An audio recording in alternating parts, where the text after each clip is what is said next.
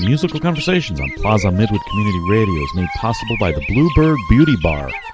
Polly Hall and Kaya Stowers are committed to meeting the needs and expectations of each client, offering cuts, colors, and chemical waves, and everything from facial waxing to makeup and updos for bridal parties and proms. 408 Beaumont Avenue in Charlotte, BluebirdBeautyBar.com. Don't forget to tell them you are a musical conversationalist. Musical Conversations on Plaza Midwood Community Radio, PMCR Charlotte. This is Stan. Welcome to Musical Conversations. I got Johnny Moss in here. Welcome, Johnny. Welcome back. Yeah. This time, it's a little bit more of a solemn episode. We're talking about the life and legacy of Chris Peigler and the tribute CD, Hostile Witness. Yes, sir. And we have others coming in. They'll be on their way, and we will get them in and introduced as they show up. Yep. But let's start off with you, since you're here. You are singer of the band Dirty South Revolutionaries. Yes. And you have other projects going now? I got Turd Cutter going. Turd Cutter. Pretty weird name, but Yeah, that's with Levi from Dr. Serkenstein and Bass of Bass, and Jerry from Bass of Bass, and Deacon from Nemesis, and he plays the DSR some too. Okay. That's what we got going now. I mean, that's the only side project that worked. In addition to that, though, you do one hell of a lot here in Charlotte. I attempt it. You attempt it. I think you're rocking out like crazy, man. Thank you, man. Thank you. It's good. I feel privileged to have a connection with you to talk to you. You know, that's awesome, man. Thank you. Really, I thank you lots for getting my the band I work with into some places and introducing me to people, walking around, and honestly, that's how I met Chris.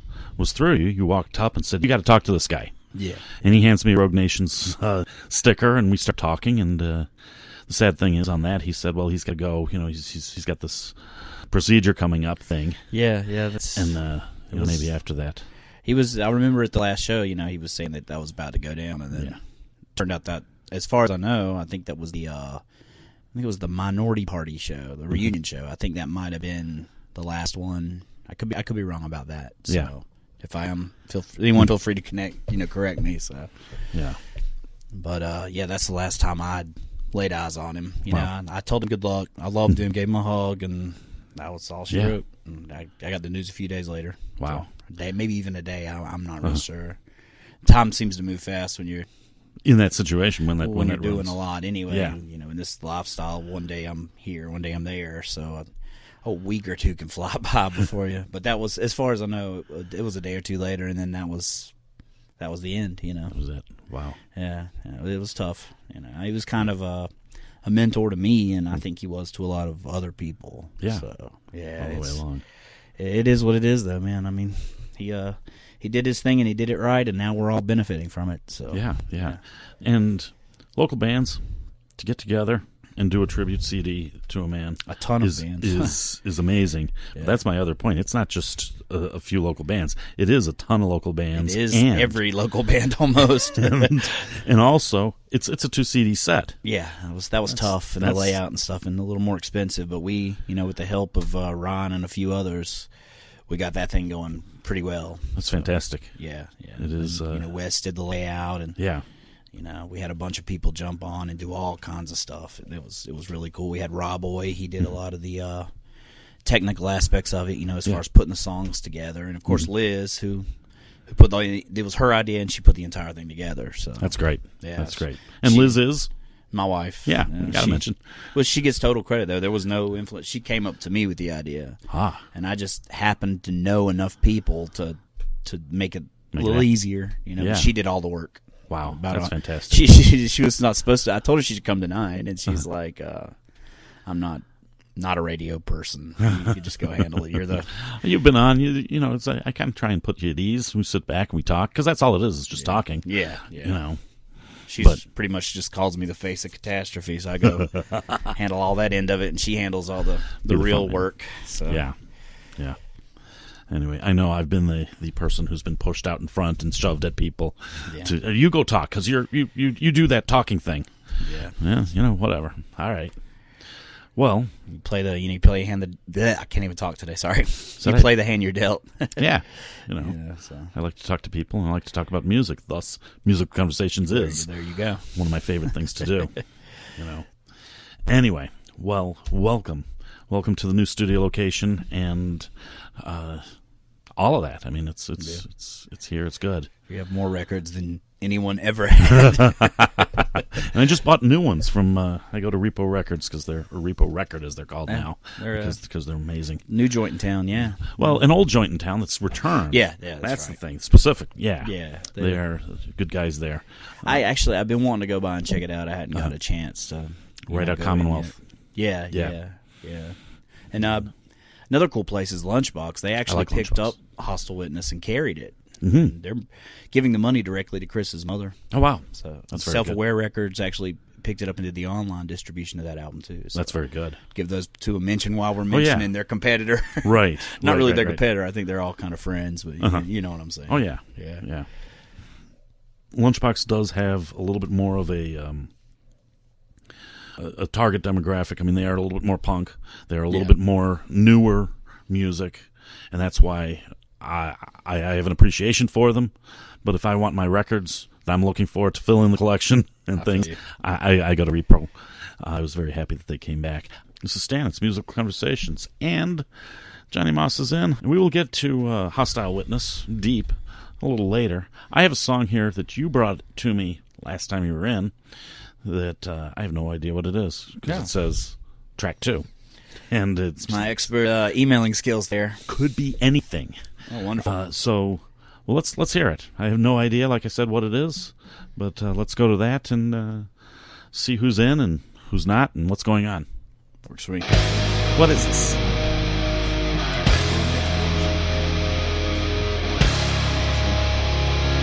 Fuel injected washing machine. Fuel injected washing. Gotcha.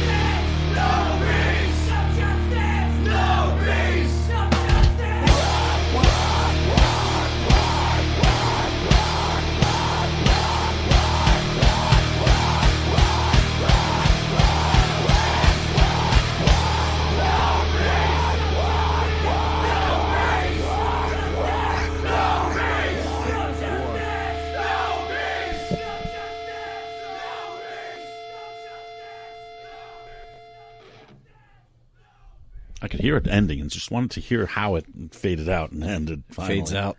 We're poetic, man. We're artists. Yeah. Right. Name that song again. Fuel Injected War Machine. And it is not on any DSR release. It's actually unreleased. We're doing that album right now with Brandon Hamby. He was formerly in Kill Whitney Dead, End of All, and now he's in The Seduction. Okay. Yeah, he's a great dude. Mm-hmm. He's actually my partner in the record label that when we first did the Peigler album, me and Liz put it together. We realized it wasn't really hard to put albums together. Right. It wasn't as hard as we thought it was. So we decided to go ahead and pursue a record label. And then of course I was recording the album with Brandon, and he's very into like co-op style companies. Okay. Loosely based. You work with an artist within a community, and we decided just to give this Mechanical Pig Records thing a try, based off Peigler and Peigler being gone, Suicide Watch being gone. Right. It kind of that was his label. His label, Suicide Watch. Well, his moniker. He did a lot for Charlotte and the punk scene, the hardcore scene, and even the metal scene. And everything reacted to everything. And he opened up a lot of doors for people. And him being gone, I just kind of felt like I needed to do something. He always put that. He got me to do stuff like that. So yeah. I'm trying to kind of carry on, I guess. Keep going. I can't on the level he did, but I'm trying to do my part, Well, that's the thing I was talking about before, is that you are out in the community. You are doing a lot, promoting, getting bands together, making, benefits and things. Just a dude trying to do the right thing. But I appreciate it. Yeah, it's good. It's good stuff. It's a lot of money and it's a lot of heartache, but you get out there and you try to help the community if you can. I mean, a lot of people, I don't know how they feel about it, but I know that's kind of what I felt like was the right thing to do anyway. Yeah. So. Yeah. Well, I'm still talking about you and what you're doing in town. Yeah. More so than Chris and what he's Definitely. doing. But he was an influence. He was the influence. The influence. Yeah, I would say him and Jeff Clayton are probably 1 and 2 for me. And Jeff Clayton, of course, is lead singer of Antiscene. Yeah. So. Legendary, not just in Charlotte either. No, he's national. He's well known everywhere. So. And it's deserved. He's he's had to deal with shit too. So. And a lot of it at that. Yeah. I end up going to, whether it be a show that you've promoted, which ends up being the harder edge from heavy metal, hardcore, and punk, mostly groups. Yeah. Or I go see something that's a like almost the Americana or folk.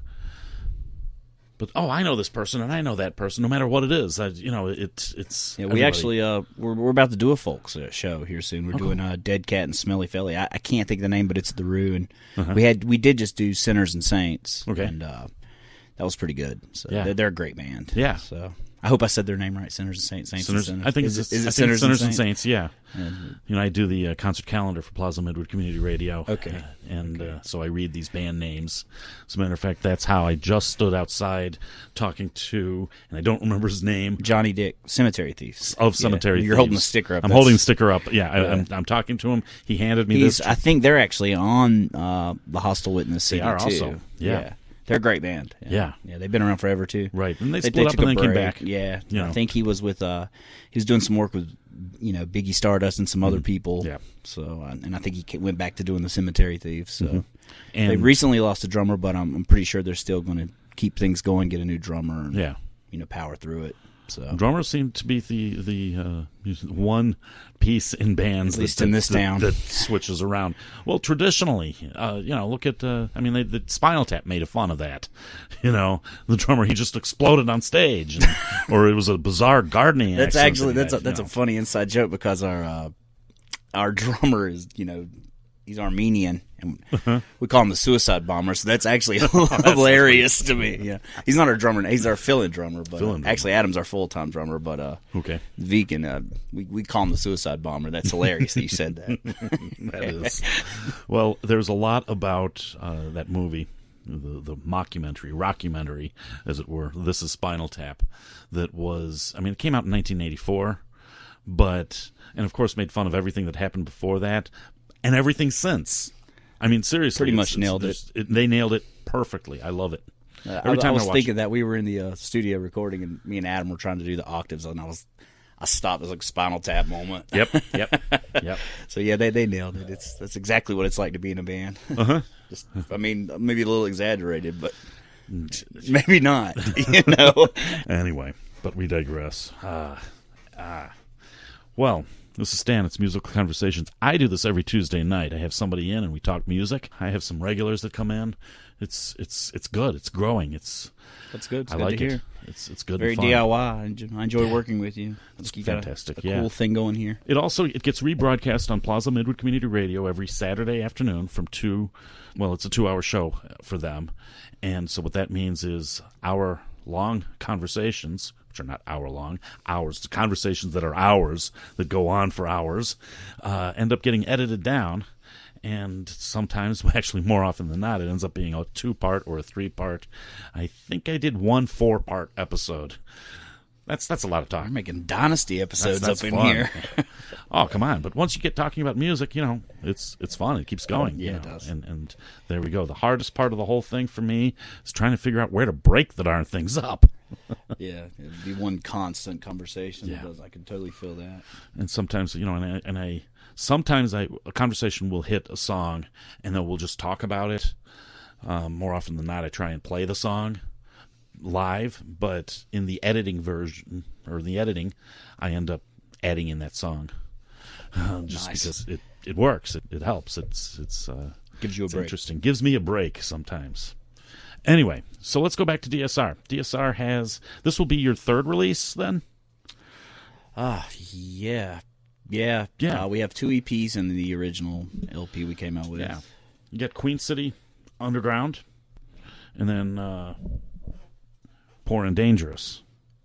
Yeah. Right? Yeah, then we have the Dead Yuppie Hipster EP we did with Rob on vocals. Okay. We had to cut that. He was with us for 3 songs, and then we had a lineup change. Drummers? Yeah, we've actually had pretty much the same drummer the whole time, strangely enough. Wow. It's everybody else. But But we've had a good lineup this time around, so I think it's going to pan out. Oh, cool. We put a song on there too. It's an older song though, on the Hostile Witness. Mm-hmm. We went back and put more of the, I guess, more emotional songs or something, because we wanted to. Most of our songs are kind of abrasive. We didn't want to. And then I went and actually listened to the CD, and all the other bands put like crazy abrasive songs on there. I was like, damn, we should have put something to match them, Well, it's nice to have a breakup of the flow now and then. Yeah, the CD2, we put that together. I wanted to make CD1 a lot of the bands that were either really close friends or family with Peigler, like very close to him. And towards the end, it starts to trail into bands that I had to make room for, and this and that. But the first 5 to 10 to 15 bands are bands that he was directly associated with, or he had members of in his band. Mm-hmm.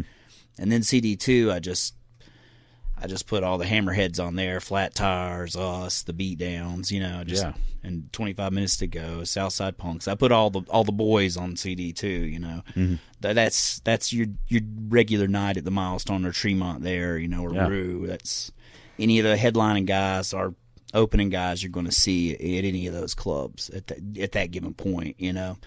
We just went for all the head smackers. The Chalky's great band. We put as many bands as we could on that CD too, and the CD1 is like more close to what Peigler had going on. There's some really old bands on there, like Penny from the Tremont's band, the original one of the original owners. Her band's on that. One of Peigler's close friends is on that. So, I wish I could name everybody by name, but it goes back. Some of those bands go back 20 or 30 years. Yeah. So it's hard to know all the information.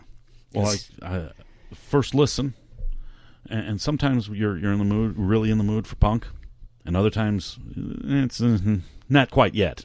So the first time I'm listening to it, I'm in the car, and I was not totally ready, I have to say, but I get better. And then so when I get to Snagglepuss, that's Scott Weaver's band. Yeah, Scott Weaver's band. He's amazing. He's an amazing person. Yeah. That was a great break. But no, actually, I take that back. It was before that.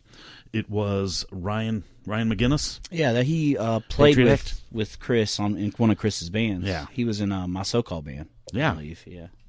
That was a good break from it, and that's why I appreciate the breaks. Yeah, it was a good break from. He may have been in Rogue Nations too. There's so much history there. I don't think he will. I don't know, but cross pollination. Yeah, that's that whole it's the whole scene. Chris cross pollinated with so many things. It's hard to keep up with every direction that it went. Yeah, you know what I mean. Yeah.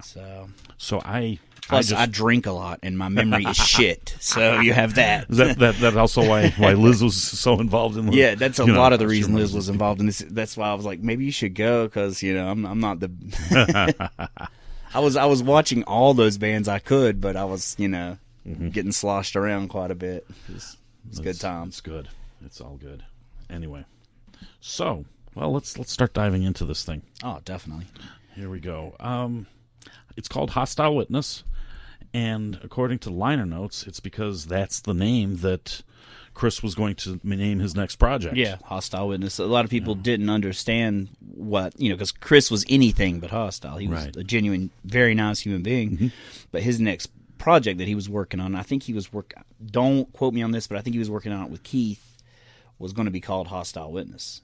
And I could be wrong about that. It could have been Dave. It's impossible. There's so many little facts to keep straight, but we had heard that was going to be his next project, so we went ahead and we just went ahead and named the CD that, so it could be his next project, right? Kind of let the legacy move forward, Yeah. We're trying to do part 2 next year too, and as long as his mom's alive, we're going to continue to release the albums and have all of the benefits of those albums, or whatever we make, go to her. Okay. I don't know what her situation is. Robin will be in later. You know, she's of course over all his family affairs and stuff like that. I'm just one of his friends that used to watch him drunk, but I'm trying to do what I can to help the family and help the friends. And as I said before, you are the one person who has dragged me and dragged others to me, dragged me to other people, and dragged and introduced and Chris is one of them. That no, you got to talk to this guy. Yeah, Chris is. And I appreciate that. And he's a great guy, man. He was 1 in a million. Yeah, one in a billion, possibly. Yeah. His predominant instrument being bass. Yes, he did do keyboards though. He actually did keyboards on. I think he did. Now, once again, I don't know all the facts. Yeah. I say everything with a disclaimer, but I'm pretty sure he did keyboards on an Anti-Scene song. Okay. I'd heard Jeff saying something about it during the show. Right. And so I think he started out kind of keyboarding around or something, and then maybe worked into bass. Of course, Robin will be in later, and she'll be able to. She's like the fact checker on. She was the fact checker for the whole album. We were everything that would go down the line. We'd be hitting her Ryan up constantly. Like, is this what we should be doing? Is this what we should be doing? And they kind of kept us in line. So they were great help on the CD. The album. We couldn't have done. I say CD like it's 94 or something. Right. Well, we couldn't have done it without them, pretty much. Especially with Ryan. He contributed, and we had originally set a date to try to have it by the show at Tremont, but that big snow came and UPS dropped the ball on that. So we went box also on a couple of them, I guess. Yeah, 3 of them, right? Yeah. Great company, but anyway. Thank you, guys. Yeah, we rescheduled it and did a second one at the Milestone, and that went well. We sold like almost half of them, and the crowd wasn't even as big as the Tremont crowd, but just almost everybody there bought one, and it was cool to be in the Milestone. I was in the Milestone like a week or 2 later, and John that runs the place was playing the CD, and it was like. People just crazy supported it. Like I said earlier, self-aware, Lunchbox. Everybody, even down to the Booker Buck at Milestone, everybody jumped up and like was doing everything they could to help, and it was fucking awesome. Tremont stepped up, everybody stepped up, like the entire music, and I had never seen support like that for anything. And that's wonderful. That is wonderful. I was very, very astounded to see this project come out, The Hostile Witness, with so many who came together for something like that. So many different types of people, too. Yeah. And I see that in a few different types of bands, a few different genres, I guess, of bands that are doing similar things, and the cross-pollination is happening across the board, from a punk band to a heavy metal band. For example, Tattermask. Yeah. The Hooter Fest and and their Tatter Masquerade and those types of events, that they're putting together. Bring in other bands, and work with each other. They do a lot. I see a lot of what they're doing around. It's cool. It's cool, and it's cool that it's not clicked off to the point to where we can't. I end up at those shows sometimes. I bounce some of those shows, so it's helping everybody. I've got a kid at home. I bounce that show. There's like 200 people there. That's my paycheck for the night. I go home. It helps me from a promotion standpoint. It helps me from a booking standpoint. It helps me from a playing standpoint. And sometimes, when Chop Shop gives me a paycheck, when I work that night, it helps me, pay bills. Right. So it's right. It's a win-win all around. All the way around. If you do it for the right reasons, then it can help everyone. And it, especially if you try to stay away from, and I hate to get into the politics of this, but if you try to keep the corporations and the local politicians and stuff out of it and keep it grassroots and community based, right, it helps the community. Yes. You know what I mean? Very much so. Very much so. I'm very big about it staying, this community being our community. Yeah. I understand that young musicians need a chance too, and they say, well, if their parents didn't pay for it, they wouldn't get in these clubs. Fucking message me. Any day of the week, message me. Stay on my ass. I will book you in any club I can. If the club will put down their guard for a minute and let you in there, I'll put you in there. I don't care what genre it is. Right. If it keeps assholes like that out of our community, I'll book a fucking polka band. I don't care. And I think that's what it's got to be. Right. I'm sorry, I'm very opinionated. No, it's okay. No, I'm with you on this. I think, and I don't think that Peigler was, as opinionated in things as I've been about it, but I think he felt the same way. I think about a lot of the same things that a lot of us do, especially that kind of thing. And, I realize there's people out there that, they deal with those people, and that's fine. Those people that deal with them are very legit. They're just, they have their opinions on it, and I have mine, and that's what makes us a community is we have, we can disagree about things and still be very close-knit and still be a family, I do understand that young bands, new bands, young as in they haven't been around that long, not in their personal age, the age of the members, but even still that sometimes applies. Yeah. They need a way in and they don't know how. Well, there's a lot of hazing goes on, and I see it, and there's a lot of, I put a lot of these younger bands on, and I have people purposely be like, well, I'll be there later because I don't want to watch that band because they're young. But I think that you have to book these bands while they're young and can't play so well so that they can get this experience and be good bands. I mean, that's totally within the spirit of things. If Peigler was all about breaking young bands in and giving them exposure, and that's exactly what's happening, and that's totally awesome. Musical Conversations on Plaza Midwood Community Radio is brought to you by the Bluebird Beauty Bar. Polly Hall and Kaya Stowers are committed to meeting the needs and expectations of each client, offering cuts, colors, and chemical waves, and everything from facial waxing to makeup and updos for bridal parties and proms. 408 Beaumont Avenue in Charlotte, BluebirdBeautyBar.com. Do not forget to tell them you are also a musical conversationalist. This is Stan. It's Musical Conversations. Johnny Moss is in. We're waiting for a couple of others. The target direction tonight is, of course, talking about Hostile Witness, a tribute to the life of Chris Peigler. And Robin has the deep information on that. She's be here. A very long time friend of Chris's, yes. Which I've been with, as a friend of Chris for around a decade, but I think she might predate me a little, quite a bit actually. So I can answer anything that happened in the last 10 years. So. Right, right. This is something that I felt that I had to do, really, and I pushed and I said, "Let's do this. Come on, you know." It was a great idea, and mainly because I think people need acknowledged, and of course, it'd be much better to acknowledge somebody when they're alive. However, I think people need to be acknowledged for what they do and have done in the music scene. Yeah, it's definitely very important. He built the foundation for a few genres of music in this city, without doubt. People like him and Jeff Clayton, Jeff Williams, and even Mark and some of the others that people don't want to give credit to. Right, they totally deserve the credit. Right. I believe that there's a lot just because the milestone exists. Yes, Bill Flowers. That's that goes without saying. Yeah. The oldest punk rock club on the East Coast that I know of. Right. Well, I've been saying, and I've done the research on it a bit, is that it's the oldest punk club in the world right now. You think? I know so. CBGB's closed. Yeah. Well, they were. Okay.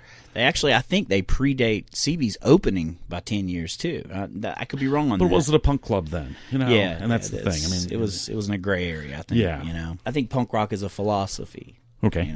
More than, of course, it is a style of music, but it's also an ideology. Okay. And I think that some people who don't play punk rock are more punk rock than some people who do. Well, there was the argument that the Beatles were a punk band. Oh. Because they threw everything, all the music was going this way, and they were so far outside of that. I could see that argument. Yeah. I may get crucified for that. Of course, I'm not a huge Beatles fan. But okay. Do you have an appreciation for what they did for music? I respect what they did. Okay. I respect what a lot of bands did. I'm not going to openly hate on anyone other than Nickelback or something. Right. And they deserve it. Yeah, they're garbage. There are bands also that I do also have a lot of respect for, but I just don't get it. I don't understand. I'm not there with same here. I feel you on that. And genres too, but I mean, I try to keep an open mind and book and put everything in the city I can to help the community out and help that band out and help their fans out. Because especially the younger ones, because that is who's taking the reins on this thing. So, right. Yeah. And then there's groups of people who aren't all about the younger people, but I think with time, it'll change and people will come around and we'll become a community again. Or we're already a community, but even a tighter knit community. We can all get in there together. I think this CD was a step towards that happening. That's good. It's terrible reasoning for it to be in existence, but it's good to see it working together. That floored me when that happened. Yeah, just the flood of inbox messages. I had bands, like They Choke the Rivers with Our Dead, national bands, anti-scene, all the way down to bands like Pinko coming in, like bands still in high school like Coastal and stuff. Yeah, coming in and wanting to be a part of it, and I was floored because I didn't know that his influence was that diverse. Right. Amazing. The on music and it changing and people, not wanting the younger ones in. There are many who are pure classic rock fans. Yeah, and think that that's it. That elitism is alive and well in Charlotte. Wow. We're all very aware of it, and right. I think there needs to be those people that stick to the traditions. They need to exist for the people that believe in progression to happen. Also, it's hard to put into words, but you have to go different places, but remember where you've been. You know? And I think Charlotte's very open and aware of where it's been, and very open and aware of where it's going. Musically, all around. It has. Okay. Anytime you go on Facebook, and you see the local musicians posting, it's like a cavalcade. They're just on there, just going at each other. But the next week you go into the Milestone, they're all standing there beside each other drinking a beer. It's very rare that I see the backbiting and the I hate this person, or it's very rare. There are a few standouts, a few standout genres, and I'm working on them. I'm not trying to make it like a fucking drum circle, but at the same time, trying to take a little bit of what Peigler taught us all and try to have something. I think I think everybody's. Sorry, I'm swinging my hands around here, but I think everybody's made great strives to do that, and and to respect each other's opinion, and to be like, I disagree, but we can still hang out, and try to build something here, because this city for a long time was a place that touring bands just passed. They didn't stop here. Right. Yeah. Right. They'd hit Raleigh. Yeah. And then Columbia or something. Even as far as like hitting Richmond and just shooting right through the Carolinas and hitting Atlanta. Exactly. Yeah. And, they had no interest. And then, with the groundwork that's been done, you see a lot. The Fillmore? Yeah. Come on. Yeah. I mean, yeah. It's a love-hate relationship that I have with it. It's so corporate. It is so corporate, and of course, I mean, the Fillmore, something named the Fillmore is corporate. Yeah. It's however, there's a lot of varying opinions on that place too. Personally, I would like to see some of the shows they go to the Tremont, the Chop Shop. You know, I don't know if the capacity could handle it, but I would still like to see them go there. I'm not openly hating on anybody that is bringing music to the city, but like I said, I would like to see it go a little more to the local business, because I'm all about local business. You have to support the community. You know, these acts don't have to bop. I mean, we had Norma Jean in the Milestone, which, you know, either you're a Norma Jean fan or you're not. That's a great show for the Milestone, you know. And then we had the Chariot at the Milestone. That was a great show. The Milestone has such history anyway. Of bands that come through town that nobody heard of at the time, and then boom. Yeah. You know, there's I have people saying, "Oh man, I just really want to play the Milestone once because so and so played there." More often than not, the words come out of their mouth are Nirvana. Yeah. You know, but that's fine too. I mean, it's whatever. It's, you know, whatever. It's nice to have that in our city, and it's good that John and, you know, Buck and those boys have really laid the hammer down and kept that place going really well. They kind of, you know, Neil kind of laid the foundation back, and they just fucking went for it. They got a great thing going there. Yeah. So the world famous Milestone Club. Definitely. Home away from home. Ghetto Fortress. Yeah. Or are you trying not to call it that? Wear a gas mask in the men's bathroom. You go in there? There's some jokes online about that today. It's still fresh in my mind. But it's actually, the bathroom smelled a lot better since John took it over. It was a little rougher before. But we digress a lot. Yes. Johnny, it's good to have you here. Musical Conversations. Good to be back. Let's play something else by Dirty South Revolutionaries. Can you play something off the CD or something else? That's a good idea. Please don't play my band that much. Play your band. I have to hear that constantly, and I don't think anybody out there wants to hear it either. I love those guys, don't get me wrong, but we have to hear it so much. Yeah. Okay. Well, let's see what the CD starts off with. Real Girl. And that is a song by Intensive Cars. Intensive Care. That's actually Peigler's band. Jeez, Intensive Care. I can read. It's all good. It's all good. But that was actually one of Peigler's bands. So. Okay. Early band. I noticed actually the first few of them are. Well, you said it's ones that he'd been related to in some way, because it's Intensive Care, My So-Called Band. I got the CD right here, and then the Rogue Nations. Well, the Intensive Care, that's what, like track one on CD one, isn't it? Yeah. Yeah. Okay. I'm trying to remember I did the layout. I'm trying to, you know, go over it in my mind here. But yeah, we wanted to kind of go back in time and, you know, start with one of his early bands, kind of bring it up to date. You know? That's good. Move forward with it. I'm Definitely. Starting. So do you remember, or do you know when Intensive Care was? That predates me. That predates you. Yes, wow. So over 10 years ago. Yeah. At least. Peigler had roots. He'd been around. Find that out from Robin. Yeah. You know, when was Intensive Care? And the song is Real Girl. And when she gets here, she should be here soon. Keep your phone active, and we'll figure it out. Definitely. Okay. So this is how the Hostile Witness, tribute to the life of Chris Peigler, CD starts.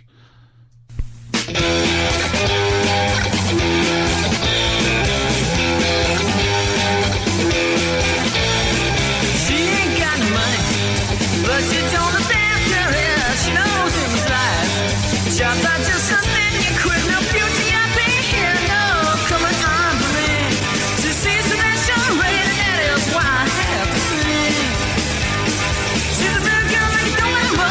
And I dance well, there is got you. She's a real girl, like I shot the lights. She's a real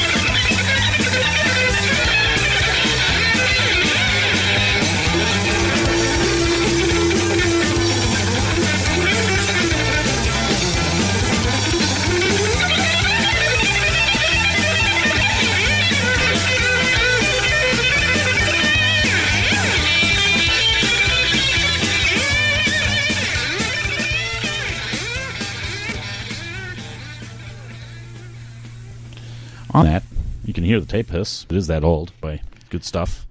So, what I'd like to do is go to another song, check and see if somebody to add to our musical conversations tonight. Studio Invaders. Studio Invaders. Welcome them. This is Stan. It's Musical Conversations with Johnny Moss in. And we're talking about Hostile Witness, tribute to the life of Chris Peigler. And that song there, Real Girl, Intensive Care is the band, and that was Chris on vocals, you think? Yes, I do believe so. Yeah. Could go either way. It could, I mean, at first, at one point, it sounded like a female vocalist. Yeah. But it's also from a while ago. Yeah. Well, Chris wasn't a John individual. He had a higher pitched singing voice. Uh-huh. It was good. Yeah. He had great vocals, especially on the early stuff. I really dig it. Yeah. So, his other band, my so-called band, which I like a lot. I think this is the CD I have here from the Punk Girl Next Door. Oh yeah. But the song that is on the tribute CD is "To Live and Die in SC." Yeah, that song is about a member of the Grozny Brozhnys. I think that's how you say it. It's some I don't know, Clockwork Orange thing. Right. But I think his name was Eric. That was about him. So it's a song about that guy. Okay. And he was a wild man. He used to come out to dusk zone out in Fayetteville, NC, and just drink till he couldn't stand up, and he was just a wild guy. And then Peigler was really fond of him. He was a unique individual. So To Live and Die in SC. That's To Live and Die in LA. I could totally feel that since I'm currently living in SC, right? Okay. Well, here we go. My so-called band.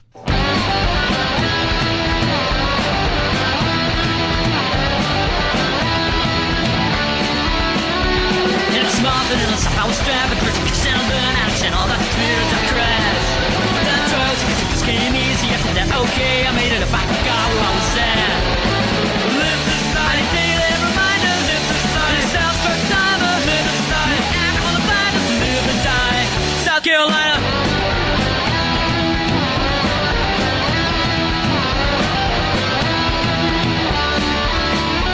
I could have really thought this big related you, but that's when I was born, and this is so few.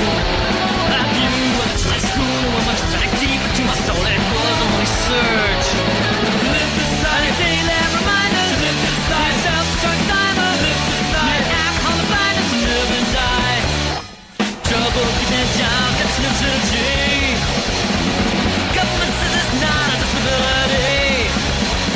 Can't escape from myself, can't escape from this place.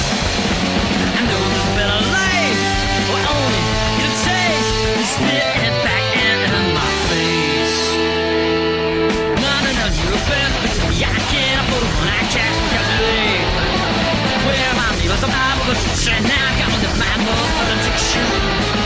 Live this life, daily reminder. Live this life, self-struck timer. Live this life, alcohol and violence. Live this life, I live in a kind of. Live this life, bed out behind her. Live this life, trash bag lighter. Live and die, South Carolina. Stan, it's Musical Conversations, and we're setting up and settling in a little bit more, and we'll introduce the next addition to this menagerie of musical conversations after another song off the album.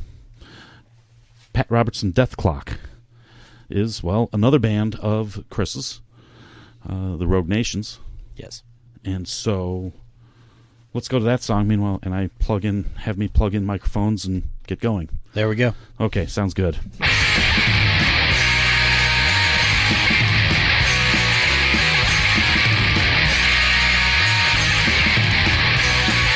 Yes, we have freedom of speech, yeah, yes, my mic is on.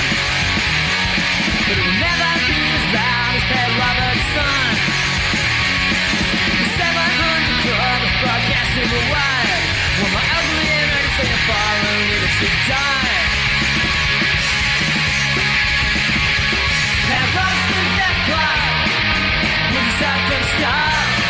Pat Robertson Death Clock. Put it for TikTok. And that's probably all they got.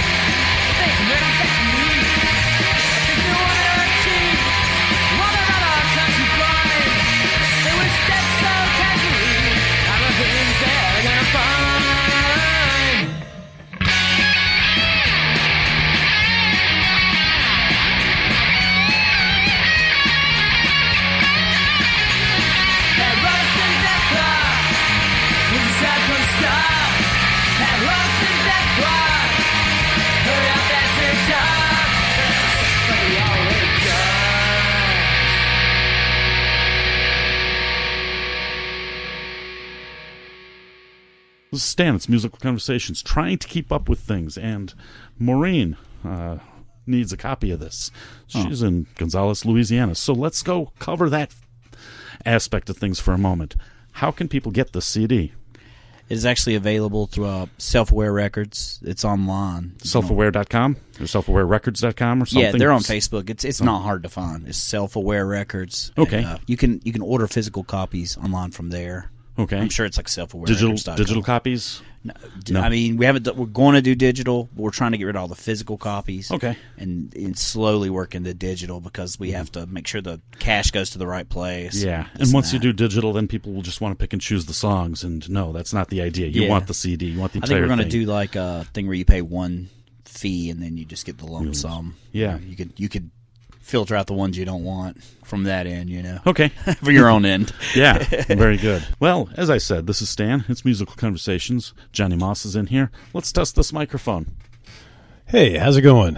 It's absolutely fantastic. Who are you? I'm Chris Loebs. Chris Loebs. Welcome to Musical Conversations. Formerly of my so-called band with Chris Peigler back in the old days. We just played some of that. Yeah.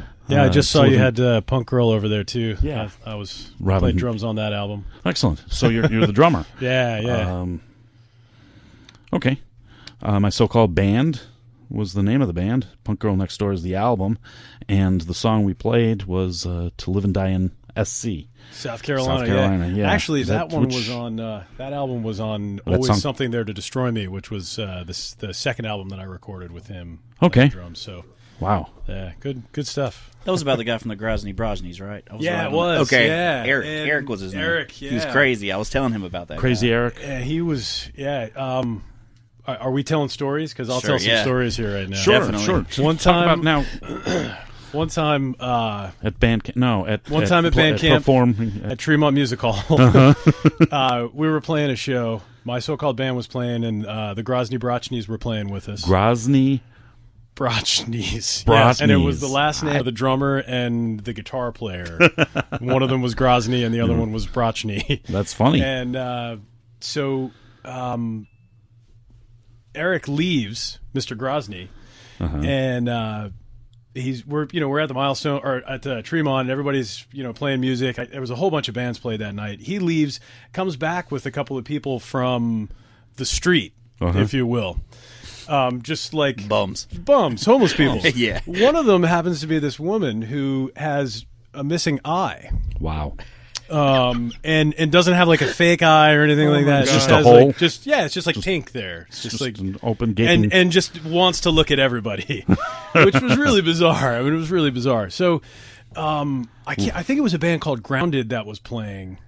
And somebody else played that night. That it was really funny. And this girl was like getting down hard too. I mean, she was like doing all these like booty call, twerking kind of moves, stuff like that. Yeah, it was way pretty before amazing. that term was. And yeah, way before. I mean, this was like 2002 or something like that. And she was doing this while there was like heavy punk bands playing. I mean, it was pretty crazy to see this happening. Yeah. So he got in trouble for underage drinking. Eric did, and then had brought these people in, and then decided that he was going to go to the corner store down the street and get some food, some snacks, Scooby snacks, whatever. Yeah. And they tried to rob him. Those three people went with him, and they tried to rob him. Oh.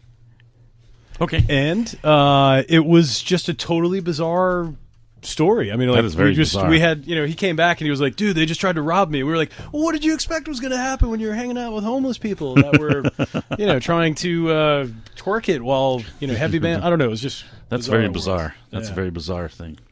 Okay. And Robin shows up. Welcome. We can't get you on yet because we're not set up with the microphone. And again, the whole aspect of needing microphone stands, but you're going to have a CD or a DVD rack as your microphone stand, and we'll deal with that in a moment. It's working right now. DIY spirit's totally alive tonight, right? Indeed. So, you were in my so-called band. Who else was in there? What name of the... Well, there was quite a few people there. I was just in it in the middle of the time that the band existed. The original members, as I recall, are a fellow that went by the name Lukewarm, was the guitar player. Chris Peigler was bass player and singer. And Patrick Kortson was the drummer. and they went through a couple of other drummers. And you're Chris. I'm Chris Loebs. Yep. Drums and backing vocals. Drums. Ryan McGinnis is also on here. Yeah, Ryan McGinnis was the guitar player for a couple albums. And Punk Girl Next Door is one of them. Punk Girl Next Door and Always Something There to Destroy Me. He was on both of those. And then he did another one, Weapons of Mass Distortion, after I left the band. And they got another guy, Kevin Gavigan, played drums with him. Johnny and I were talking about this before, about how bands do switch and change off members. Yeah. I mean, it happens everywhere, but absolutely. it's really happening, and, made fun of in Spinal Tap with the exploding drummer. And absolutely. the bizarre gardening accident and all of that. I think My So-Called Band is a great example of that. I mean, we would joke about me spontaneously combusting because I was the fourth or fifth drummer that had been in the band, and they had two guitar players and one bass player. So, wow. Or and the other one. They had another drummer after me. So, wow. I think drummers are the most common to move around. I don't know if that's been your experiences too. But I got Adam, so he's been with me the whole time. Oh wow, you're lucky. But you do have a secondary drummer. Yeah, vegan. So yeah, that's right. Who's also known as the Suicide Bomber, which because he's Middle Eastern and it's completely racist, but we make jokes towards each other, so it's mutual. Totally bizarre twist in the way that the world works. I actually teach at CPCC, the community college here in Charlotte, part-time. And Viken was in a class that I taught called The History of Rock Music. Holy excellent. And he showed up, and I was like, I saw his name on the roster, and I said something to my brother Dave, who's a friend of his, and who I think we've mentioned a few times on air already. And I was like, do you know anybody with this name? And I was like, I'm not even sure how to pronounce this. But and he was like, oh, yeah, it's Viken, dude. I was like, I thought it could have been. And there it was. He was there. And, despite him looking like he's in the Taliban, he's actually pretty intelligent. Yeah, he's a great drummer. Never misses a good drummer. And actually had a lot of intelligent things to say about music in general. Just don't give him too much credit. We're still hazing him. Come on, he might be listening to this. He's only been in for 7 years. In that case, I'm still hazing him. I think I gave him an F. He failed. Well, good job. You teach music appreciation or education. Where you're gonna have to come back in and just sit down with me for music conversations at some point. Make sure you have nothing to do on Wednesday morning. All right. Okay. I never do. Okay then. And you're not that far. That's right. Just right around the corner. Okay. Yeah. I've got the most of April booked, but we'll talk. Yeah. At some point. Tyler Deadhead from All Rise said to tell everyone that All Rise have the biggest penises in the Charlotte music scene. So we can get that out of the way. We're going to need some confirmation. He's on the phone steady with me the whole time. We're going to need some confirmation on that, I think. Pictures. We need pictures. No, please no. So let's go to something else off of Hostile Witness, so I can set up further and welcome our new guest. The next song on the album is The Wreck, and Punk is an Attitude. Isn't it, though? Tell me about this. What do you know? It's a venereal disease for me, man. I don't know. Punk is? I got it, and I couldn't get rid of it, and it ruined my life. I'm not sure I want to get rid of it now, though. I've gotten accustomed to it, Nah, it is. The Wrecks. Who are the Wrecks? That's his friend, right? Yeah, she knows. She knows. Okay, talk? So let's go to the song or hand it over. Either way. Yeah. I'm gonna hand it over. Here. Definitely. And I'm sorry I don't have another headset for you, but we're dealing with it. The Wrecks. Who are you? My name is Robin Lincoln. Hello, Robin. Welcome to Musical Conversations. Thanks so much for having me. Yeah. This is an interesting episode of it. Usually it's like a one-on-one or two, but now it's hardly ever about something so a situation like this. Yeah. I guess I don't know, but it's Hostile Witness is an amazing collection. It is. It is. And Liz did a great job, and Moss did a great job. Yeah, all the bands did a great job. And it is very, very sad for why it came together, but I think it's a wonderful. It's a great honor. Honor, yeah, that's that. So far, we've gone through a little bit. We did play Intensive Care in My So-Called Band, and the Rogue Nations, Real Girl to Live and Die in SC, and Pat Robertson, Death Camp. Pat Robertson, I can talk. Death Clock. Wow. But now we're about to go to the Wrecks and Punk is an Attitude. What do you have? Let's go through those songs, though. What do you... The Wrecks. No, Intensive Care. When was that band? 80s. That was 80s? 80s, That was 80s. That was the 80s. Okay, because Moss was saying you'd know, because it predates Moss. Yeah. Vinyl and cassette. Vinyl and cassette. Releases. Wow. Yeah. You could hear it. You could hear the hiss. Yeah. Yeah. From the Several source. incarnations of that too. Several people coming in and out of that. Great Not time for him. that I have an argument about vinyl. I mean, No. I love my He vinyl. says He's got as quite a bit here, but stacks of them. no. I'm at about 2,000 right now. Only I 2,000? have not counted recently because I still have to organize it. But that's that. Well, we've got something to add to that, I think. Yeah. Okay. Musical Conversations on Plaza Midwood Community Radio is made possible by the Bluebird Beauty Bar. Polly Hall and Kaya Stowers are committed to meeting the needs and expectations of each and every client, offering cuts and colors and chemical waves, and everything from facial waxing to makeup and updos for bridal parties and proms. It's 408 Beaumont Avenue in Charlotte, bluebirdbeautybar.com. Don't forget to tell them you are a musical conversationalist. The Rex, Bessie Oakley is someone that Chris had started being a pen pal with and had corresponded for quite some time, and he was really becoming really interested in the Reno scene because the Reno scene was thriving with punk, and so he decided after talking with Bessie that he'd take a trip out there, and so he put himself on a plane with his keyboard and went on out and ended up hanging out with them and really, really having an inspirational time out there, I would say. They both had a great influence on each other, and even right before Chris passed, they were in touch with each other and had kept each other's letters that they had written. Wow. Which, That's good. for 20-some years. So, really good trip for him. Great to see a scene that he really embraced. He felt that he was a part of it and could be a part of it, and really wanted to bring that back to Charlotte and make that kind of scene happen here. Good. That's something else that we were talking about before, is the splintering of a scene and how important it is that the music scene be cohesive and together. And this is a prime example. This Hostile Witness tribute compilation is a prime example of what somebody would like to see in a scene, and how bands, working together for a cause. Sad cause. There are also good causes. This is a good cause. Not to say it's a bad cause, but it's a sad one. And it's good to see that it's not just in one genre either. So that's the Rex. Let's move forward to catch up. My so-called band. Well, outside of, we've talked a little bit about how many CDs do they, or albums do they release?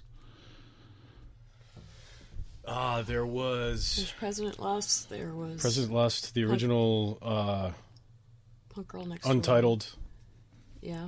Punk Girl Next Door. And then there was Weapons of Mass Distortion was the last one, and then right before that was Always Something There to Destroy Me. Oh wow, good so punk good band 5 names, good punk album names, yeah. Take something and twist it.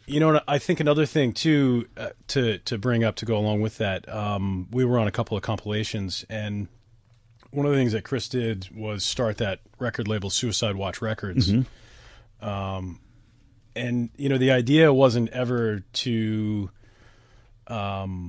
make billions of dollars or something like that. It was just simply to make the opportunity there for people to keep making music and making music that they really loved and that they really cared about. And I think going back and looking at, there was a compilation that he did, Bomb Threat was one that we were on. And I mean, there's so many stories that go into just that. But all the bands that were on that, to me, were bands that were really sincere. Okay. And I think that's something that Chris really valued a lot in the bands that he supported and the groups that he helped create opportunities for. And I don't think it was so much, you were talking about the scene. I think it was really about people who were genuine to him, and that came across as being really sincere about the music that they were creating. And I think musical ability, virtuosicness or whatever was really irrelevant. I think it was really that, you were singing and speaking from truth. Right. And I think if you listen to any of the things, I mean, listen to this compilation that we're here talking about tonight. I mean, all these bands are really, really true people, you know, and I think that was something that Chris had a really good gauge on. And you know, the 4 years that I was in a band with him, it was interesting to see how he could pick that out of people very quickly. And the conversations that we would have about musicians and other bands that we'd been exposed to together or separately, and would end up talking about in the van, you know, the old van stories. And you know, I think that was really maybe one of the most important things that Chris did for the scene too, was really to help those people who were genuine. And I think if there isn't a genuine core, I think it's really hard to keep a scene together, because there's people that don't care and it's just a fashion show or a popularity contest. And I think when it's people are trying to create art for the sake of creating art because they have to, because they really want to, because they really need to, I think it makes the scene a lot stronger. And I think those were the people that Chris was really drawn to, and, you know, found ways to help them out by putting them on compilation CDs and giving them away practically. And I know Johnny can tell us some stories about some stuff like that too. I mean, you know, and I don't even know where he would come up with some of these bands. I mean, he would just make these connections with people. And I remember one time sitting in Chris and Ryan's house. Chris and Ryan lived together for a while, Ryan McGinnis. And we were listening to something, and I was like, man, who is this? And they go, this is this band called the Frownies. I was like, wow, I really like these guys. These are really cool. And Chris kind of ducks his head around the corner and goes, hey, they're playing with us in like a month. And I was like, what? Are you serious? These guys are awesome. It turns out they were really cool people. We ended up playing with another 4 or 5 times after that. We went down to South Carolina and played with them. They came up and played with us. And, you know, it was just like, and that's just one example of dozens of bands that I saw and heard. And half of them are on this CD here. Yeah. Well, that's something that Johnny had talked about before, was how they're coming out of the woodwork in some of these places, and it's not just local bands. It's not just Charlotte bands. It's from around, and just, you know. Yeah. Well, he was just so passionate, in between not only doing the music here and making a very concerted effort to go out and see all different bands all the time, despite health issues and despite scheduling issues and all that he had going on in his life. Passion and not accepting superficiality. He really, like Chris just said, you know, genuine people were what he was about, and he wanted to help anybody and everybody. If he could do something for you, he was going to do it. It's amazing. Yeah, it's wonderful. Yeah, and it all came from the heart. It was really quite beautiful. Yeah. Well, let's continue through this CD. Let's move on a little bit farther. I'm not going to go. We don't have time to cover all of the songs on this 2 CD compilation. Yeah. How many did we wind up with? 27 and then 26. English major. You do the math. Okay. I'm not sure exactly. I'm going to say 54. Yeah, I suck at math. I suck at somebody everything. Send us a message and tell us how to add 26 and 27 together. Right. Wow. Okay. Anyway, we made it up to 53 apparently, maybe 50. Okay. I'm going to say 52 and a half. It's 70. It's just 70. It's just make it seem more impressive. 70 it's bands. Yeah, it's a bunch.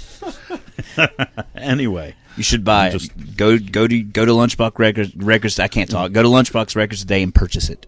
But we digress. Anyway, so the next song on it was Punk is an Attitude by the Rex. Did I play that yet? No, we haven't. We keep talking about other things. We were about to. Yeah. So let's do that now.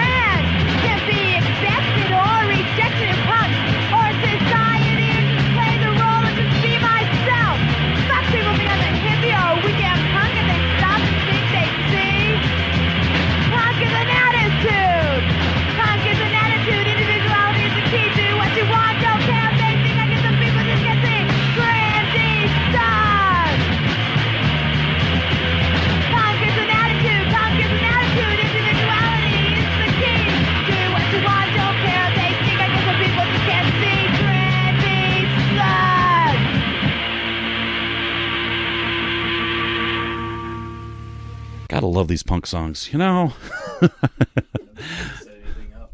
Yeah, hardly ever. But we're still going. We're still moving. This is Stan. It's Musical Conversations. And we are talking about Hostile Witness, the tribute to the life of Chris Peigler. And I have Johnny Moss in, Chris Loeb, and Robin Lincoln. I'm sorry, I'm plural. Loebs? Yeah. Loebs. Plural. Plural. There are more We're than not one. related to Lisa, because Okay. she's singular. She's singular. She does Gotcha. not have an S. She does well, not not have in her an last name. That's interesting. Thank you for acknowledging her S. You're welcome. You're welcome. Or lack thereof. This is a situation that happens a lot in my life, so it's, Right. comfortable. If you guys want to talk about religion later, we can do that too. My first name is actually Christian, so Oh, That's and why. Musical Conversations has gone there, honestly. Because, I believe music, it. I believe- Okay, so welcome everybody to Musical Conversations. Let's continue. The album, the CD. Now, I was not able to sit down and give a full listen to this because there is so much to it. It is one of those that you just have to get to, Piece come back by piece by Yeah. piece. You can't just absorb it all at once. And there's so much that Chris was involved with, I'm seeing, and then so much that he had influenced, and it's all here on this Hostile Witness. There's bands from other countries on there too. Wow. Yeah, there's a band from South America on that. Rock on. Yeah, then we actually had to turn away two from Europe because it was too full to put them on it. But then they came towards the end. Okay. So I don't know why or how they wanted on it, but they did. So That's I thought great. that was incredible. maybe the second installment. Maybe. Yeah. Yeah. Get them on there. Yeah. Wow. A song that stood out to me was Snagglepuss. Scott Weaver's band. Yeah. Yeah. Hope Nichols. Her band. Also known. Well, they're no longer in existence as a band, as far as I know. However, Punk Rock Boy is the one that they included on here. Can we talk about that? Anything on that? Scott's not here. Hope's not here. I know. Scott does the. I do know that Scott does the thing down at Snug. He does the Shiprock. Shiprocked, yeah. He's really popular for that. That is very, very popular. Yeah. Me and Scott are obviously different avenues of music in Charlotte, but we've had a lot to say to each other over the years. He's a very cool person, very nice person, very supportive of everything that Peigler did. So good guy. Heart's totally in the right place too. So yeah, it was good to get him on this, and the fact that he has two bands on there was even better. Yeah, Baby Shaker's the other. Yeah, and I want to let Robin get in here a little bit. Robin, better, yes, so, here. That's what I was supposed to do during that song. Let me play Punk Rock Boy, and this way I can set up another mic stand and mic, because another mic was brought, and we can do that. Okay? Indeed. Sounds like a good idea. See if you can balance that again. Good luck with that, because it was tough. So, Punk Rock Boy, Snagglepuss.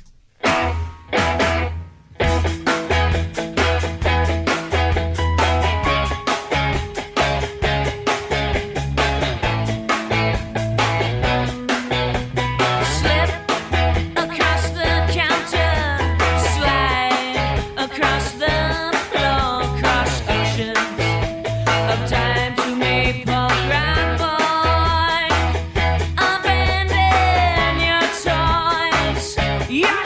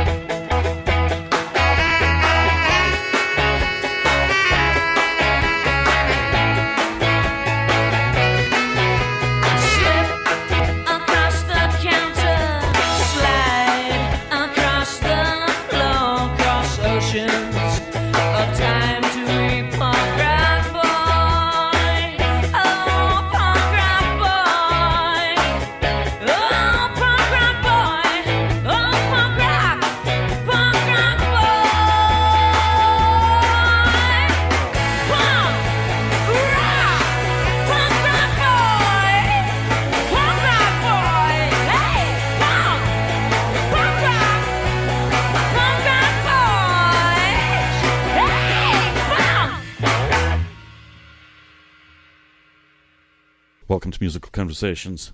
Robin, before you got here, Johnny was saying that you'd be the one person to go to talk about Chris and his life and everything about Chris before Johnny knew him even. And that's why we went after you for the stuff with the Rex, the band The Rex. Yeah. So, how long did you know? Or had you known? I have or did know Chris for, about 20 years. Wow. Met just going out to see bands in the early 90s, very early 90s, 91, 92. And we both ended up happening to join a group called ARC, the radio coalition. We wanted to do alternative radio here in Charlotte. And so in the 90s. Yeah. So before 92, 93. So before the internet, and definitely before internet radio, which is what we're on now. And we didn't find a radio station in Charlotte that wanted to sponsor that or do that. So we went like that then too. So we ended up doing Friday nights overnight in Spindale. Okay. And did DJing there of all sorts of alternative music. You should and really hear Robin scratch. Maybe not. So we'd each take Maybe an hour. Not that DJing like that, but that's how I'm taking it. well, there are many different forms. I consider myself to be a DJ.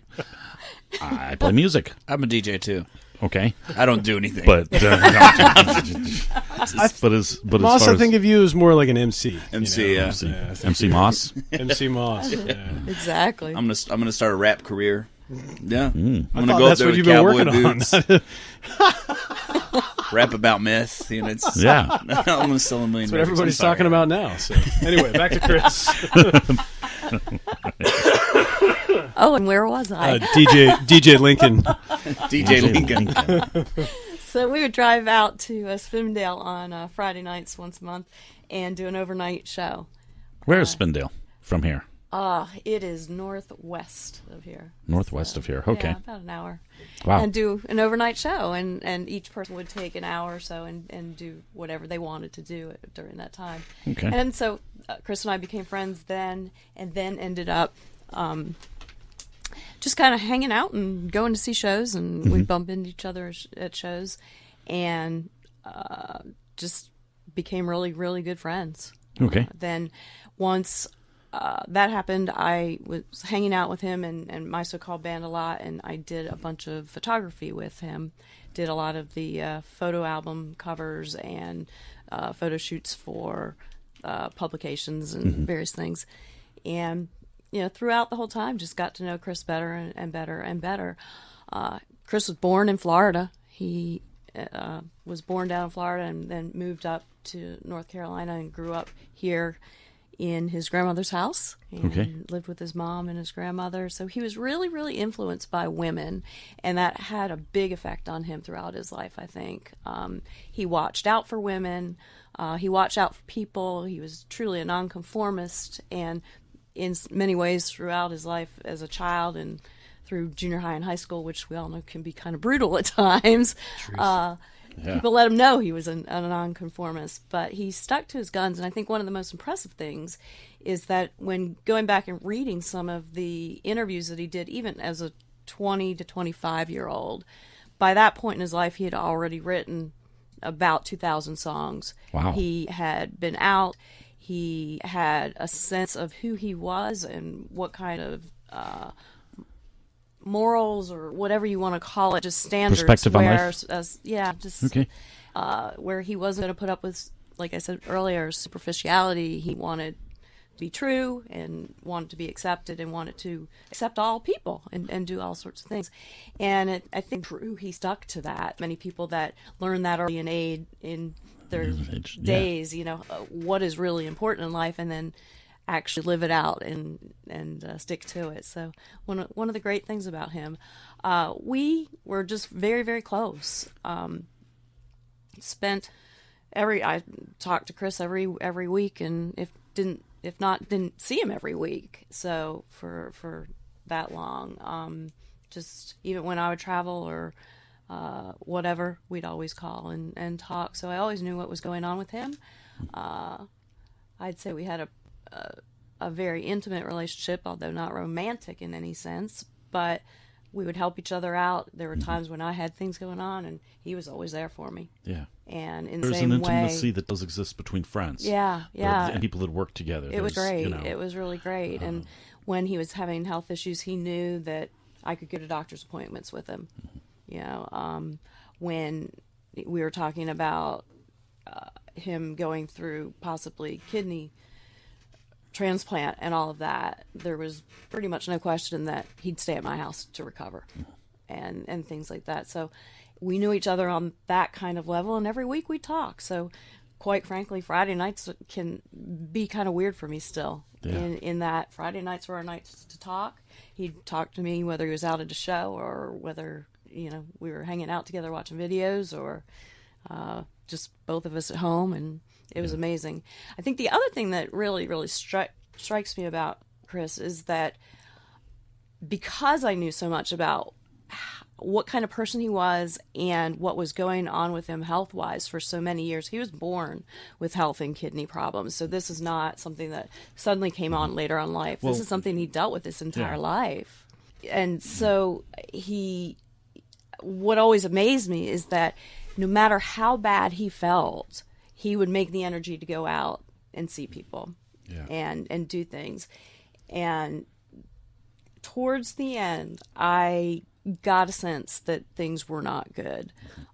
More so, I think, than anybody else, just because I knew him so well. So it was hard, but I am grateful to have known him and grateful to have been there for him and been as supportive as I could be.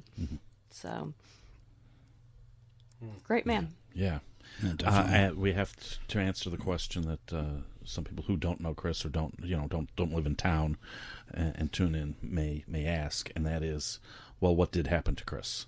What was the demise? Actually, what happened? There's quite honestly, there's a couple of it's different. a question I hate to ask. No, but no, it's one that needs to be presented. It does. Chris had heart problems and one kidney that barely functioned, if at all, and the other kidney was overstressed. So the heart and the kidney go back and forth, and so he had many other health issues because of the systems being taxed. So he was on various medications for things, and in the end, it was getting to the point where his creatinine levels were so high, they really wanted to do minimally dialysis, if not kidney transplant. And he and I we've talked to the doctors, we went to various seminars and things about the transplant, what that would do. But Chris also, along with seeing Western medicine doctors, saw alternative doctors as well. And basically was trying every path that he could. Which I have to say is very, very important. And he did what anybody would do that wanted to save their life. In the end, he wanted to live. He had the energy. He wanted to continue doing his music and being a part of this world. So he explored every option, and we had lengthy discussions about the pros and cons of all the different proposals that were made to him, and in the end he made his choice. At the very end, it got to the point where he didn't agree to do some sort of dialysis, which he was going to do at home. He went in and got a port so that he was going to be able to do dialysis at home, got that put in, but in the process also got the flu. But there's also speculation that we know he was bitten by a tick. And there were some people that were saying he had Lyme's disease. So there are those out there, physicians and alternative doctors, who think it was actually the Lyme disease that really was taxing his system. Others who say he had this flu type thing that he caught, and because his system was so weak, the dosages of antibiotics that he could take weren't as great, and his system was just too weak to handle it. So the heart problems in the kidney, the systems, the organs just started shutting down. So I don't know whether we'll ever know exactly what it is that got him. He was battling a hell of a lot. Yeah. And again, in a very honorable way, fought it as any punk rocker would. Yeah. He was optimistic. He was positive. The last couple of months, my knowing him as well as I did see a difference. I saw him being a lot more tired. But he still made that effort, which was just so admirable. That is. It wasn't that long ago that Johnny had introduced me to him. And he hands me a Rogue Nations sticker and says, Johnny gives a great intro, and I thank you very much every time. He says, he's like, yeah, I'd love to come in for musical conversations, but let me make sure that I've got everything straight first. And he was alluding to issues coming up, and he didn't want to talk about it, but Yeah. So here we are now. Yeah. Yeah. Musical Conversations on Plaza Midwood Community Radio is made possible by the Bluebird Beauty Bar. Polly Hall and Kaya Stowers are committed to meeting the needs and expectations of each and every client, offering cuts and colors and chemical waves, and everything from facial waxing to makeup and updos for bridal parties and proms. It's 408 Beaumont Avenue in Charlotte, bluebirdbeautybar.com. Don't forget to tell them you are a musical conversationalist. This CD... Well, first off, it was a concert that happened. Yeah, we did the initial concert at Tremont, but the CDs, the snow happened, so yeah, that unfortunately, which is so unusual. UPS dragged their feet. I don't know why I'm not pronouncing words tonight. I'm catching it from you. Gee, thanks. I was struggling. We're doing good. Yeah, right. Drogged. It's a new song title. Sorry, go ahead. We're writing songs here on Music Conversations. Here we go.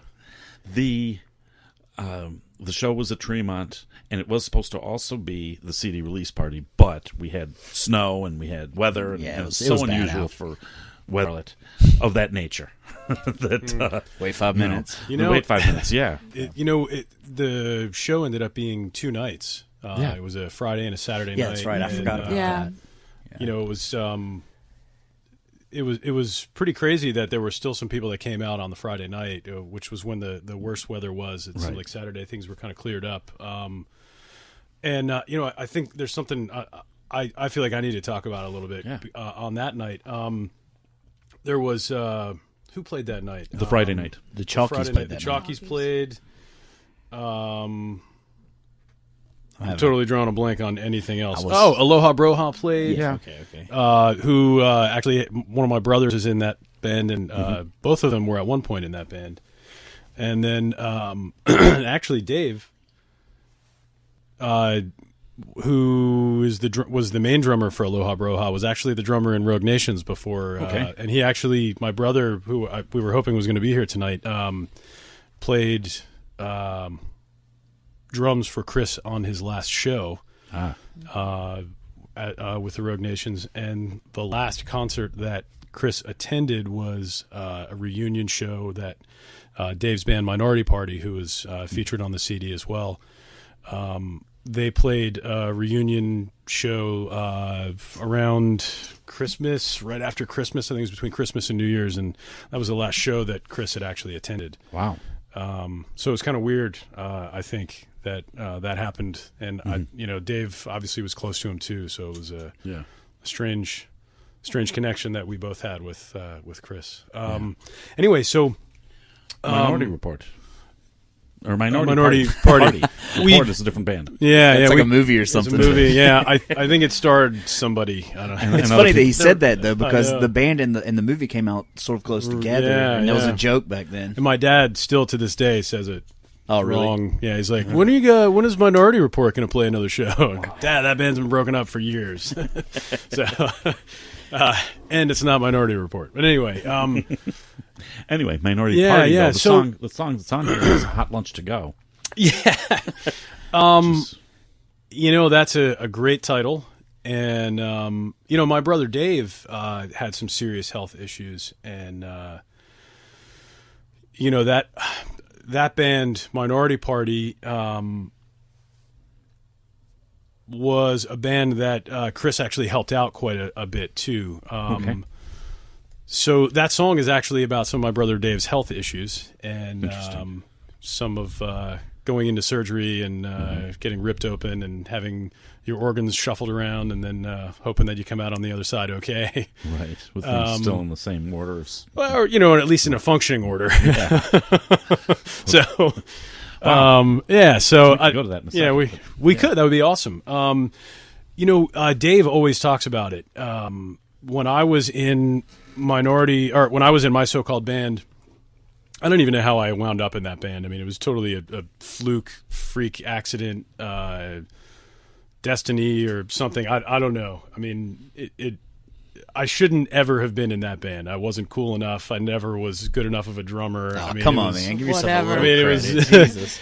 But it was. I think because I played from the heart, Chris was like, "I'm going to stick with this guy for a little while." So he did. My brother, who's 6.5 years younger than me, was in a band, and they were called Indifferent Voices, and they were transitioning into another band that was going to be later named Minority Party. And Chris came out to a show with me.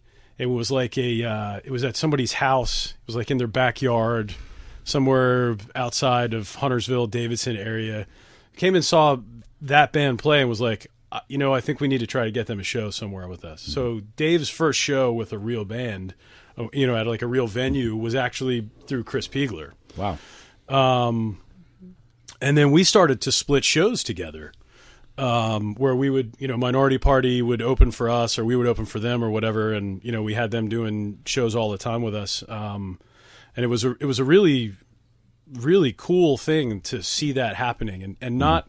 I mean, I don't think Chris would have done that just because he was my brother. Right. I think it was because he really cared about, he really liked that band and really, really liked the music that they were doing, and really supported what they were all about. And I think. We can all talk about that with lots of again other being bands. genuine. Yeah, Absolutely. So here's even another funny story to go along with this too. My youngest brother's first show ever. He was 9 at the time. He got up and sang an Operation Ivy song. Maybe you remember it, Unity. I was at that show. You were at that show, yes. I believe it. He was 9 years old, got up and sang that song with Minority Party, and my so-called band played later that night, and all anybody was talking about was that little kid that got up and sang Operation Ivy. And nailed it. He did a good job. Oh, he did. And people were running in to see it. They were like, this little punk kid's totally rocking Op Ivy, and everybody was, it was crazy. It was totally crazy. And now that kid, Andy, my youngest brother, he's an extremely talented musician, playing all over the world. He's doing it. Excellent. And he got this, one little weird opportunity from getting in front of people by, through in a long way around through Chris Peigler. One other really great story with Chris, if you can let me go on for another minute. All right. No, keep going. That's I will ramble. It is. So, towards the end of my stay with my so-called band, I knew I was leaving, and the last show that we were supposed to do was going to be at Tremont Music Hall, and it was going to be we were going to play just before Minority Party, and it was going to be a Minority Party CD release show.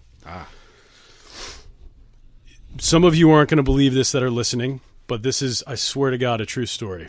We were on our way to play another show 6 weeks earlier or something like that, out of town. I don't remember where we were playing. And Chris says, so we got asked to play another show at Tremont. And we were like, oh, cool. What is it? Ryan is like, it's kind of a big show. I was like, oh, what is it? He says, they want us to open for the Henry Rollins Band. Huh. And I was like, well, why the fuck aren't we doing it? He says, well, it's too close to the Minority Party show, so we can either do one or the other. and they said, "We know this is going to be your last show with the band, and it's your brother's band's CD release show. We're leaving it up to you." Wow. I took about 10 seconds, and I said, "I don't know who the fuck Henry Rollins is." Was that true? I don't know who he is. Oh, wow. I mean, I know who he is, but I mean, I don't know him personally. I've Right. never touched the guy. Right. Whereas, you Do know, you want to touch him? you know, he's Comes to town now and then. he on looks spoken word. good. I mean, he's you know, be his age, considering his yeah. age. Yeah, I mean, he's in a lot better shape than I am. Yeah, me too. So we ended up playing the Minority Party show. We turned down Excellent. opening for Henry Rollins, so I we remember could, that. That's awesome. so that we I could remember play that, yeah. with my brother. And You know, and Chris was like, "Okay, I thought you would say that." Yeah, of course. Yep. Of course you do that. That's awesome Yeah. and wonderful. And Henry Rollins, I saw him on his spoken word tour, and he's standing at Amos's right after they expanded the place. And he says, "Hey, is Tremont still around? Is Tremont here? Wow, great people, but what a rough place." Nice. And, And he's the show that I turned down is the probably the one he's talking what he's about. thinking And of about. course, That's great. And I love the Rollins band. I actually just Yeah. listened to that song "Liar" the other day because I had a friend that I needed to share that song with. Of course. There are friends that need to have songs like that shared with friend them. is of course. Yeah, well, here. Yeah, of course, I was thinking that he was thinking about the milestone, but that's another thing. I think that was a little further back. Yeah. Would have been the Rollins band then. He was Yeah. Anyway. Black Flag played Black Flag has played Milestone. the yes. Milestone back in the day. Yeah, for sure. So, but then again, it seems like who hasn't? Yeah. You know, It's starting to be that way, which is a totally awesome thing that we get to have that. You know? Exactly. Yeah, This past really. Saturday I was there for the Scotch Bonnet show. Yeah, And, I was. the drummer. Yeah. The drummer is like, this place has a lot of history, and I'm like, you have no idea. And Yeah. I tell him, you know, Yeah. it's the And oldest then punk club, and HR was with Scotch Bonnets when they played Rock Hill, so it's all. Yeah. They played Milestone, the Bad Brains did, so it's all one weird little circle, man. Yeah, it really is. very. It is. There you go. I hear you moving that. Oh, sorry Our about that. makeshift I mic won't. stands, but I did say I need 2 mic stands, and Yeah, well, that's Mike why you don't Collins. put responsibility on me. I'm not good with responsibility. it's okay. I just need to get to Guitar Center again, but it's not often that I have The this many benefit people. show to get some mic stands. That's an, Well, and it goes back to not having mic stands and having just the handling noise. Yeah. right. all the time. Yeah. I mean, and that was terrible because that's what you'd hear on musical conversations is just that noise, and that's not much of a conversation. Anyway, no, it's distracting. Minority Party. You see, Yeah. it still gets me. Minority Party. Hot Lunch to Go is the song. And why did they come up with that name though? Where did that name come from? Minority Party. Do you know? This is going to be good. Where did it come from? I mean, you seem to know. I don't know the exact story. I mean, obviously, there's the story about what a hot lunch to go is. Okay. Let's hell hear that yeah. one. Let's hear the story behind this band. I'm not sure I know all the details. Anyway, it has something to do with shit in a bag, and it being hot. Maybe we'll hear So, the song and it'll explain it. Yeah, and then Dave's health problems had something to do with digestive system, so I think it was maybe a reference to that. Wonderful. Minority Party, Hot Lunch to Go on Musical Conversations.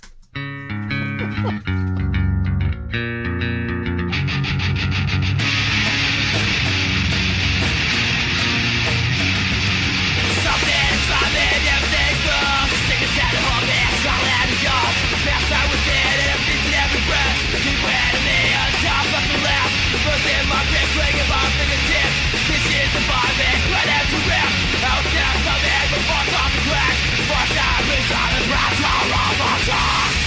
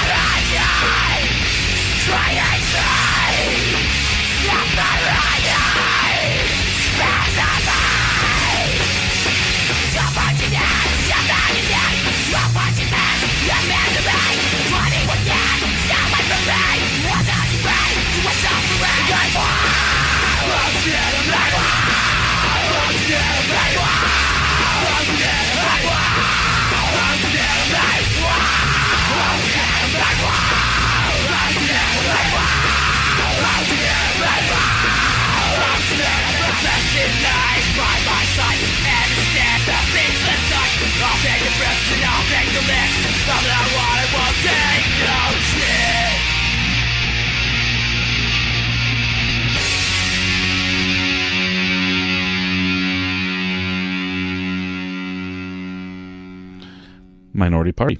Hot lunch to go. Welcome back to Musical Conversations. Chris was in a lot of bands, and can you tell me about the writing style? How would he go about writing a song? What would where are his inspirations? His inspirations were generally the lyrics. A couple of things. He really liked to people watch, but not in the sense of just kind of gawking. He studied people, and in particular relationships and how people interacted and how they treated each other. Okay. And being fair and being honest and being a true good person was really, really important to him. So you'll hear in a lot of his lyrics songs about people that were mistreated, or take a song like President Lust. Why are we discussing, something that President Clinton did that was really not that important in the scheme of things? Yeah, you can discuss the morality and standards and all of that kind of thing. But these were the kinds of discussions he and I would have. Yeah. And arguing basically, he's a world leader. There are more important things. There are people starving in the world. Let's get our focus. Why are we in the talking right about place. a blowjob, or whether he lied about it? Exactly. And that's the thing that gets me. Is that people argued that he lied about it, and it's like, who gives a fuck? Exactly. Why was the question even posed to him? Exactly. To say yay or nay? Just for the record, I have received blowjobs before. Okay. You're not allowed to make friends, okay? I'm sorry. Did I say received? I meant experience them. I got $20, man. I'm serious. I'm short on cash. But we digress. So, where were we? No, Thanks for bringing up blowjobs. It's going to be a good night. What's on your mind? No, that was not me at all. But it was But on now that Chris's. we are speaking about... But it was on Chris's and why people are arguing about it. Yeah, exactly. To bring it back. But he also was really into women's causes. That's why he listened to a lot of women's bands. He loved all women's bands. He looked out for women who were being mistreated, who didn't even know that he was looking after them. He would watch and kind of make sure they were okay when they were out and various things. And it again went back to the type of person he was. He really, having been brought up by a lot of women, very strong women, respected women and thought that we were equal and that we should be treated fairly. And so when he saw an injustice, it was important to him, and it would trouble him. So he would do what he could to try to help people out. So a lot of his inspiration was by watching kids and watching people and the interactions, and basically what I would say as a sociologist, he just loves studying people. So the first thing I think for him was the story, but then he was also a word craft. He was very witty, exceedingly funny, and so the way he would word things was phenomenal. And I think that, I know things about some of these songs that I will never tell, because he trusted me, and I won't break that trust. But a lot of the songs that he wrote are about people we all know, and things that he witnessed, and things that he saw going on for good or for the better or for worse kind of thing. And so he did that kind of thing. As far as the music and tempo, there's actually an article that was written when he was interviewed at one point, and a woman had said to him basically that you tend to play music and write music according to your heartbeat. And Chris wittingly said, well, that makes sense because I have to take medicine to slow my heart down. And as fast as his heart would go, as fast as he would play. So I think he just looked at the world around him, and that would kind of come just kind of naturally. He would just kind of sit at home. He played and played and played. He wrote. He kept notebooks, and when something would work, he'd use it. Mm-hmm. But the story was always really important. The lyrics and the story were always important, which was kind of ironic in as much as he would sing and say things so quickly that unless you sometimes read the liner notes, you didn't know what the song was about. But because he was all over and as energetic and as much as he was jumping all over stage, you sometimes just had no clue what the fuck he was saying. Right. But it was all really important. So if you sat down and you took the time to read what he was saying, he put a lot of thought into the lyrics. And that was one thing I particularly really got into and liked about him. That happens to be something that is overlooked by people who just glance at punk rock. Yeah, exactly. They don't realize how deep it is. Yeah.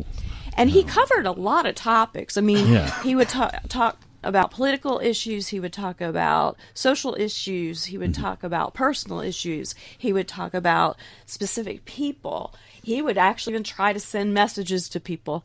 Like, you know, if you really listen to this, you might get a fucking clue, and you might correct something that you're doing that you shouldn't be doing. Example, Captain Ass Grabber. So that song's about me. Wow. I know it. Is that song? Was that anywhere? There it is. I think that it's on is... Your Own Road Nation. There you go. I will never tell, but I know exactly who that song is about. They may be in the room or they may not be. I will go to my grave without ever knowing who that song is about. But, I mean, and there's a song that I'm pretty sure he didn't say, but I'm pretty sure is about me. So there are different things that, you know... Well, this was an example, and this is what I wanted to know of, an example of watching people and then where a song would come out, and that was going to be my question, but you answered and gave the direction to go in. Let's hear this Captain Ass Grab song. It's the Rogue Nation. Awesome. You're welcome. Love you, Liz.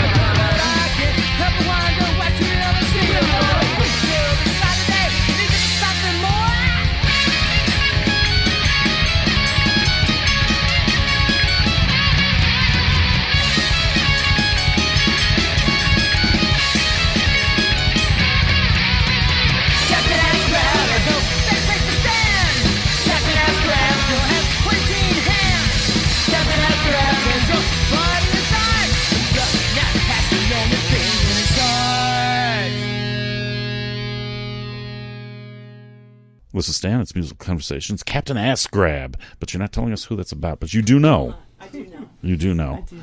Maybe somebody who's listening. Maybe not. Maybe somebody who's around. I don't know. I'm not going to push on that one.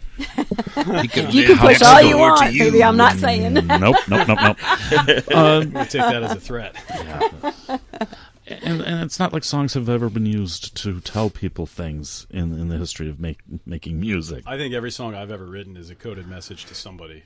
Oh, okay. Maybe not as scathing as Captain Ascap seems to be, or not usually, but sometimes. Yeah, I don't know. I think one of the interesting things about having actually had the opportunity to work with Chris in that setting, songwriting, of rehearsing and songwriting, and recording stuff, it was really interesting that some bands, people show up for a rehearsal and they say, "Hey, I've got this idea for a song, maybe we can hash it out."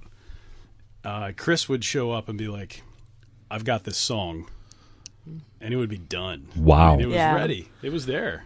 And he already had, I remember him coming into rehearsals and having, a full album worth of stuff already ready to go. And just letting us work on one song at a time. It is something that I have, of course, I studied. It's through musical conversations. I have bands come in and I talk about the songwriting process. You know this, we did this. Yeah. But way before that, it's always been an interest of mine. Where do these songs come from? Musicians such as Freddie Mercury, that Brian May talks about, who he came in with the entire A Night at the Opera album. In his head, everything laid out, including all the parts of Bohemian Rhapsody. Wow. Just really even the Beelzebub line. Yeah, everything. Bishmillah and everything. Should we do a rendition of that now? No. The other one though is Jeff Lynne of the Electric Light Orchestra, who had no idea what to do and would write the song there in the studio, and it would come out to be something like Telephone Line or Living Thing. That's just one of these amazing, influenced by the Beatles kind of thing. That's with all the harmonies and the orchestration and all of that he'd write right there. So Chris heading on the Freddie Mercury side that's pretty amazing. Yeah. But what you were saying is, and this is the key point that I think you were trying to make, is that I just talked over, of course. It's okay. No, is that he would feed it to you one song at a time to have you work it out. And he already knew that. Yeah, he like Punk Girl Next Door, that album. He already had all those songs written, and I joined the band right before he started thinking about what songs he was going to do, and so we had this little break-in period where I played some shows, playing some of the old music, and then he just was like, okay, so we're going to start working on some stuff for our new CD that we're going to record, and here's some of the new songs that I want to do. And we would just learn like one song at a time. And that's the best way. Yeah, and he had the song, but he had them already down. And I think I think one of the really interesting things about it, too, was that a lot of times in rehearsals, we weren't always in situations where we had good microphones, good amplifiers for that, good PA system for him to be able to sing through. So sometimes we were just doing instrumental versions of it and just working out the instrumentals to those songs. And, Ryan and I were talking about it. Ryan McGinnis and I were talking about it the other day about how it was crazy how when we would get into the studio and we'd have been playing these songs for, a couple of months, probably played them on shows and, done, we knew them. We knew these songs. We never recorded anything that we hadn't played live. So we'd always worked on this stuff for months, and then we would get in there and we'd be listening to Chris do the vocal parts and we'd be like, oh, shit, that's what he's saying there? Oh, man. Wow, this is so much deeper than I thought it was. We just thought this was like a cool riff, and the song was a lot of fun to play. And then, it had really cool meaning, and it was a lot deeper. Hopelessly in love with homeless you.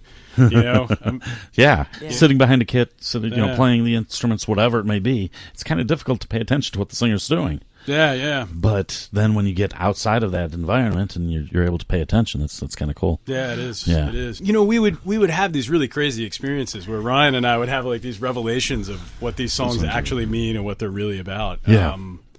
I know for me, one of the songs that was really important to me to play was a song called Loyalty Oath that was on Always Something There to Destroy Me, and it was... of which I don't have here. That's okay. It was one of the last songs that I played with them, and I came back and did the final of my so-called band show, and that was the first song that I played when I got back on stage and played with them for one more time. So it was an important song for me. I'd like to hear it. So and if you can, I'd like to, maybe we can bring that along one day. And we'll talk about that. Talk about your other work. So it was a lot of fun. getting into the studio and working on those songs. And Chris was always really open to us coming up with our own ideas too about how to work out things. There were some times where he was really particular. He was like, no, this has to be this way. I really need, you're free to do whatever you want, but it's got to fit into it's got to fit this sound because this is what I'm looking for. And then other times it was just like, do whatever you want. And it was really a lot of fun collaborating with him, coming up with drum parts. And, I happen to be somebody who plays some other instruments too. So I think looking at it from a songwriter's perspective as a drummer is a little bit different than looking at it as a drummer who's trying to play, kick butt beats or whatever it is that some drummers want to do. So it was really a lot of fun to be like in the middle of these songs with Chris. And I would go home and learn how to play the bass parts and the guitar parts that Ryan had written just because I wanted to know like what was going on in everybody's head and how all of this stuff was going together. But I never knew the lyrics until we'd, print out the lyric sheet. And we'd be going through final proofs and he'd be like, can you proofread this to make sure that, nothing's misspelled on this? And I'd be like, oh my God, man, you're a lyrical genius. What's going on here? Wow.